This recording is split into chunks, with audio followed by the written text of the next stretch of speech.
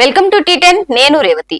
ప్రభుత్వాలు ఏదైనా కొత్త అధికారిక ప్రకటించడానికి ముందుగా చేసే కసరత్తు పథకం ఏ తరగతి ప్రజల కోసం, ఆ తరగతి ప్రజలు మొత్తం జనాభాలో ఎంతమంది ఉన్నారు అన్న ప్రశ్నలకు సమాధానాలు వెతుక్కోవడం. అంటే ఓ పథకం ప్రకటించాలన్నా మొత్తం జనాభా ఎంతో తెలియాలి. అందులో సదరు ప్రభుత్వానికి వచ్చిన ఆలోచనల ఫలితంగా రూపొందించబడిన పథకానికి ఎందరు అర్హులో నిర్ధారించాలి. ఎంతమంది అర్హతలు అన్నదాన్ని బట్టే అంచనాలు అమలు చేయడానికి ఎంత ఖర్చు అవుతుందో తెలుస్తుంది. ఇది సాధారణంగా జరిగే పరిపాలన పరమైన చర్య. కానీ గత 14 ఏళ్లుగా భారతదేశంలో జనగణన జరగలేదు. అయినా కేంద్ర ప్రభుత్వం పథకాలు వడ్డిస్తూనే ఉంది, బడ్జెట్లు కేటాయిస్తూనే ఉంది, పేదరికం తగ్గిస్తూనే ఉంది. అసలు మొత్తం జనాభా ఎంత, అందులో పేదలెందరూ అన్నది లెక్కే తెలియనప్పుడు పేదరికం తగ్గింపు గజం మిథ్యా, పలాయనం మిథ్యా అన్నచందమే కదా. 10 ఏళ్లకోసారి జరిగే జనగణన చివరిసారిగా 2011లో జరిగింది. అంటే 2021లో మళ్లీ జరగాలి. దానికి ముందే దాదాపు 2019 నుండి లేదా కనీసం 2020 నుండి అయినా కసరత్తు ప్రారంభం కావాలి. అంటే ప్రశ్నావళి రూపకల్పన, జనగణన చేయాల్సిన సిబ్బందికి ఓరియంటేషన్ తరగతులు నిర్వహించడం, వివిధ భాషల్లో ప్రశ్నావళిని అచ్చు వేసి సిద్ధం చేయడం వంటి పనులు ప్రారంభం కావాలి. కానీ కేంద్రం ఇవేవి చేపట్టలేదు. జమ్మూ కాశ్మీర్ ను ముక్కలు చేయడానికి ఉన్నంత ఆసక్తి అప్పట్లో కేంద్రానికి జనగణన మీద లేకపోయింది. దేశ వ్యాప్తంగా రాజకీయ పక్షాలే కాక మేధావులు, గణాంక నిపుణులు విమర్శలు ఎక్కుపెట్టిన తర్వాత కోవిడ్ కారణంగా జనగణన వాయిదా వేస్తున్నట్లు ప్రకటించారు. కోవిడ్ దిగ్బంధనం ముగిసి ఇప్పటికీ 4 ఏళ్లు. ఆర్థిక వ్యవస్థ కూడా కోవిడ్ ప్రభావం నుంచి పూర్తిగా బయటపడిందని, కోలుకుంటుందని అంటున్నారు.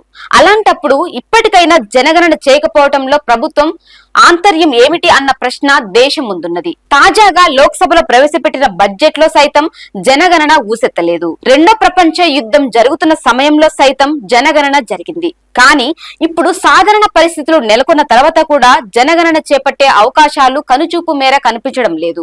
ఉదాహరణకు జాతీయ ఆహార భద్రత పథకం కింద 75% గ్రామీణ జనాభా, 50% పట్టణ ప్రాంత జనాభాకు కేంద్రం ప్రభుత్వం సబ్సిడీ ధరలకు ఆహార ధాన్యాలు సరఫరా చేయాలి. గత బడ్జెట్ లో కేటాయింపులపై విమర్శలు వచ్చినప్పుడు జనాభా అంచనాల ప్రకారం కేటాయింపులు సవరిస్తామని పార్లమెంట్ లో హామీ ఇచ్చింది. అదే అంచనాల ప్రకారం అయితే ఇప్పటికీ కనీసం 110 కోట్ల మంది ఈ పథకం కింద లబ్ధి పొందేందుకు అర్హులవుతారు.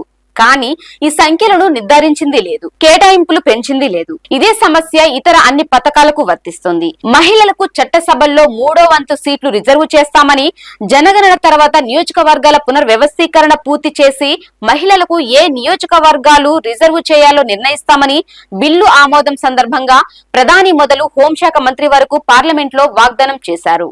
ఇంతవరకు జనగణనే మొదలు కానప్పుడు మహిళా రిజర్వేషన్ బిల్లు ఆమోదించి ఫలితం లేకుండా పోతుంది. ప్రభుత్వం జనగణన విషయంలో అనుసరిస్తున్న వైఖరికి 2 ప్రధాన కారణాలు. మొదటి అంశం, కేంద్ర ప్రభుత్వానికి వాస్తవాలు అంగీకరించే లక్షణం, సంస్థ లేదు అన్నది గత జాతీయ నమూనా సర్వే. జాతీయ గణాంక సంస్థలను నిర్వీర్యం చేయడం ద్వారా మనకు అర్థమవుతుంది. చివరకు అంతర్జాతీయ సంస్థలు కూడా భారతదేశం గురించి ప్రాథమిక విషయాలు ఖరారు కావాల్సిన విశ్వసనీయమైన వాస్తవం అందుబాటులో లేవని ఎత్తివేయబడింది చూపించింది. అయినా ప్రభుత్వానికి చీమ కుట్టినట్లు లేదు. ఇక రెండో కారణం, శాస్త్రీయ దృక్పథం మీద ప్రభుత్వానికి ఉన్న విముఖత.